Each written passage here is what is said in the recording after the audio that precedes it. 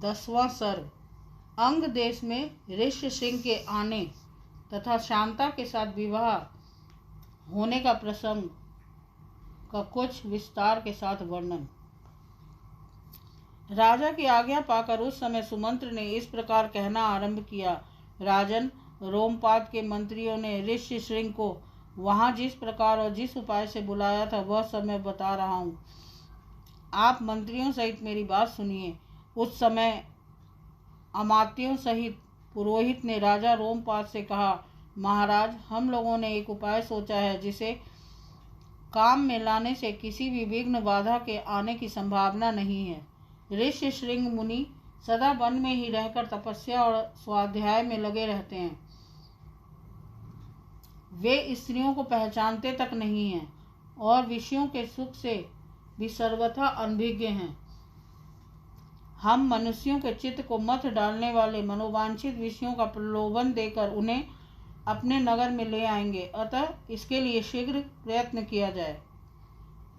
यदि सुंदर आभूषणों से विभूषित मनोहर रूप वाली वेश्याएं वहां जाएं तो वे भांति भांति के उपायों से उन्हें लुभाकर इस नगर में ले आएंगी, अतः इन्हें सत्कार पूर्वक भेजना चाहिए। यह सुनकर राजा ने पुरोहित को उत्तर दिया, बहुत अच्छा, आप लोग ऐसा ही करें। आज्ञा पाकर पुरोहित और मंत्रियों ने उस समय वैसी ही व्यवस्था की।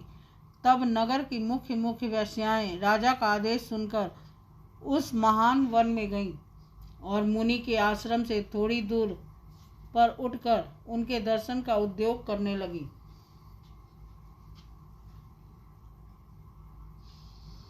मुनि कुमार ऋष्यशृंग बड़े ही धीर स्वभाव के थे।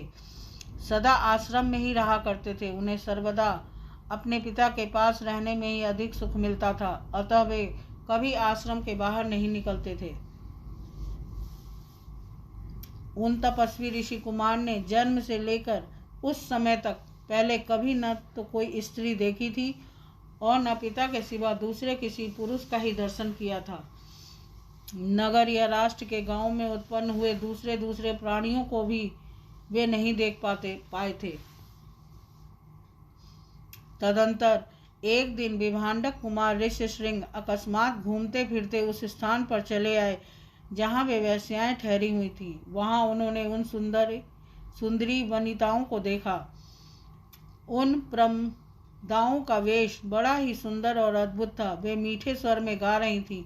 ऋषि कुमार को आया देख सभी उनके पास चली आईं और इस प्रकार पूछने लगी, ब्राह्मण, आप कौन हैं, क्या करते हैं तथा इस निर्जन वन में आश्रम से इतनी दूर आकर अकेले क्यों विचर रहे हैं, यह हमें बताइए। हम लोग इस बात को जानना चाहती हैं। ऋष्यशृंग ने वन में भी कभी स्त्रियों का रूप नहीं देखा था और वे स्त्रियां तो अत्यंत कमनीय रूप से सुशोभित थीं, अतः उन्हें देखकर उनके मन में स्नेह उत्पन्न हो गया। इसलिए उन्होंने उनसे अपने पिता का परिचय देने का विचार किया। वे बोले, मेरे पिता का नाम विभांडक मुनि है, मैं उनका औरस पुत्र हूँ। मेरा ऋष्यशृंग नाम और तपस्या आदि कर्म इस भूमंडल में प्रसिद्ध है। यहाँ पास ही मेरा आश्रम है। आप लोग देखने में परम सुंदर हैं, अथवा आपका दर्शन मेरे लिए शुभकारक है। आप मेरे आश्रम पर चले, वहाँ मैं आप सब लोगों की विधि पूर्वक पूजा करूँगा। ऋषि कुमार की यह बात सुनकर सब उनसे सहमत हो गईं। फिर वे सब सुंदरी स्त्रियां उनका आश्रम देखने के लिए वहां गईं। वहां जाने पर ऋषि कुमार ने यह अर्घ है, यह पाद्य है तथा यह भोजन के लिए फल मूल प्रस्तुत है, ऐसा कहते हुए उन सब का विधिवत पूजन किया। ऋषि की पूजा स्वीकार करके वे सभी वहां से चली जाने को उत्सुक हुई। उन्हें विभांडक मुनि का भय लग रहा था, इसलिए उन्होंने शीघ्र ही वहां से चली जाने का विचार किया। वे बोली, ब्राह्मण, हमारे पास भी ये उत्तम उत्तम फल हैं। वे प्रवर, इन्हें ग्रहण कीजिए, आपका कल्याण हो। इन फलों को शीघ्र ही खा लीजिए, विलंब न कीजिए। ऐसा कहकर उन सब ने हर्ष में भरकर ऋषि का आलिंगन किया और उन्हें खाने योग्य भांति भांति के उत्तम पदार्थ तथा बहुत सी मिठाइयाँ दी। उनका रसास्वादन करके उन तेजस्वी ऋषि ने समझा कि ये भी फल ही हैं, क्योंकि उस दिन से पहले उन्होंने कभी वैसे पदार्थ नहीं खाए थे। भला सदा वन में रहने वालों के लिए वैसी वस्तुओं के स्वाद लेने का अवसर ही कहाँ है।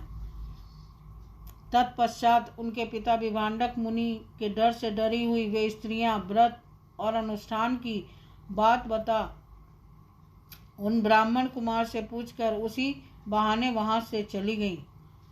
उन सब के चले जाने पर काश्यप कुमार ब्राह्मण ऋष्यशृंग मन ही मन व्याकुल हो उठे और बड़े दुख से इधर उधर टहलने लगे।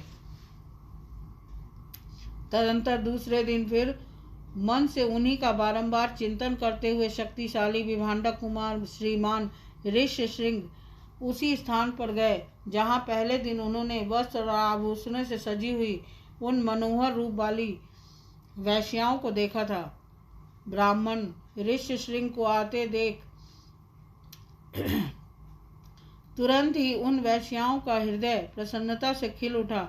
वे सब की सब उनके पास जाकर उनसे इस प्रकार कहने लगी, सौम्य आओ, आज हमारे आश्रम पर चलो। यद्यपि यहाँ नाना प्रकार के फल मूल बहुत मिलते हैं, तथापि वहाँ भी निश्चय ही इन सब का विशेष रूप से प्रबंध हो सकता है।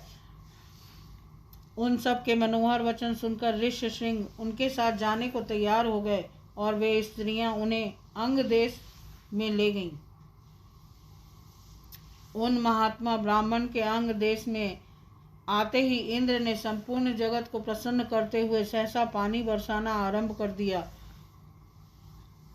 वर्षा से ही राजा को अनुमान हो गया कि वे तपस्वी ब्राह्मण कुमार आ गए। फिर बड़ी विनय के साथ राजा ने उनकी अगवानी की और पृथ्वी पर मस्तक टेक कर उन्हें साष्टांग प्रणाम किया।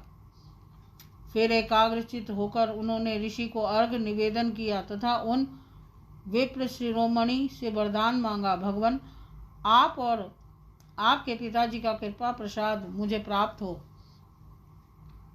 ऐसा उन्होंने इसलिए किया कि कहीं कपट पूर्वक यहाँ तक लाए जाने का रहस्य जान लेने पर विप्रवर ऋष्यशृंग अथवा विभांडक मुनि के मन में मेरे प्रति क्रोध न हो।